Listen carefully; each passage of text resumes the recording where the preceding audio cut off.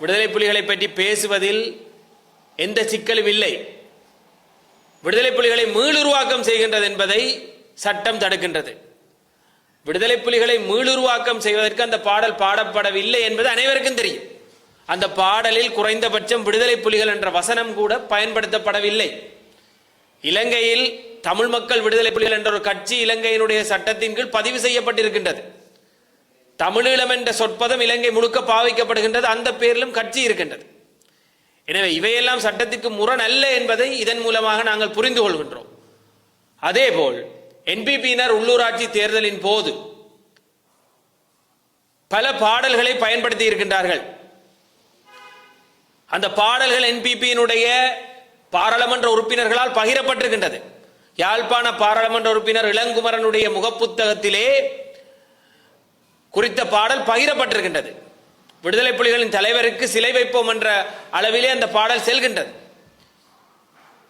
எனவே தமிழ் மக்களுக்கு எதை கூறினால் அவர்களுக்கு பிடிக்கும் என்று இந்த அரசாங்கத்துக்கு தெரிந்திருக்கின்றது.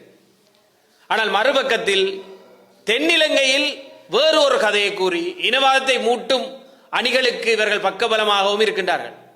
எனவே உங்களுடைய நிலைப்பாடு என்ன என்பதை முதலில் சிங்கள மக்களுக்கு தெளிவுபடுத்துங்கள். ஒரு அமைப்பு தொடர்பாக அல்லது குறித்த விடயங்கள் தொடர்பாக எதை சொல்லலாம் சொல்லக்கூடாது என்பதை ஒரு அரசாங்கமாக நீங்கள் முதலில் மக்களுக்கு தெளிவுபடுத்துங்கள்.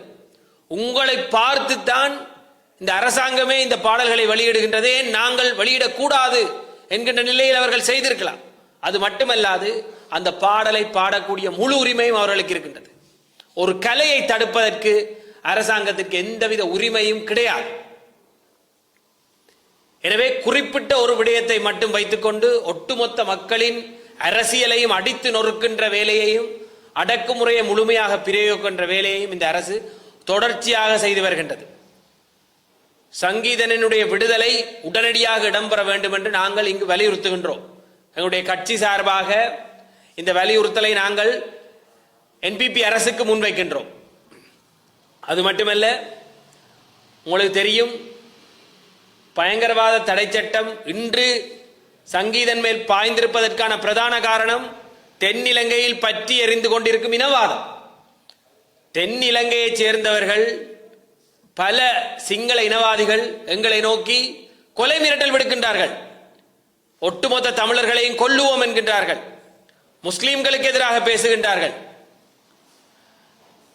தமிழ் மக்களை இழிவுபடுத்துகின்றார்கள். தமிழ் மக்களை நாட்டை விட்டு வெளியேறுமாறு சொல்கின்றார்கள். தமிழ் மக்களை தீவிரவாதிகள் என்கின்றார்கள். யாழ்ப்பாண பல்கலைக்கழகத்தில் யார் அந்த வேலையை செய்தார்கள் என்றே தெரியாது.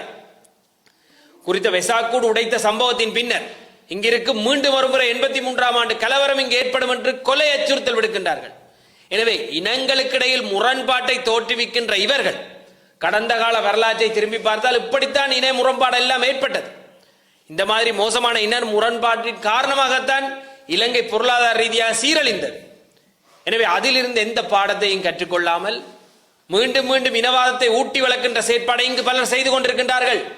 ஆனால் ஒரு அரசாக இன்று வரை இந்த இனவாதிகளுக்கு எதிராக எந்த ஒரு கருத்தை அல்ல இந்த இனவாத கருத்துக்களை தடுப்பதற்கான எந்த ஒரு முயற்சியையும் இவர்கள் செய்யவில்லை. எனவே இலங்கையை பொறுத்தவரையில் ஒரு சிங்கள பௌத்த இனவாதியாக இருப்பது என்பது அவர்களுக்கு கிடைத்த ஒரு வரப்பிரசாதமாக கருதப்படுகின்றது. மாறாக மறுமுனையில் தமிழர்கள் தங்களுடைய உரிமையை கூட பேசக்கூடிய நிலையில் இருக்கின்றார்கள். எனவே பயங்கரவாத தடை சட்டத்தை நீக்குவோம் என்று கூறிய அரசு அதனை பயன்படுத்துவதை மிக வன்மையாக கண்டிப்பதோடு சங்கீதன் அவர்களுடைய விடுதலை உடனடியாக இடம்பெற வேண்டும் என்று நான் வலியுறுத்துகின்றேன். நன்றி.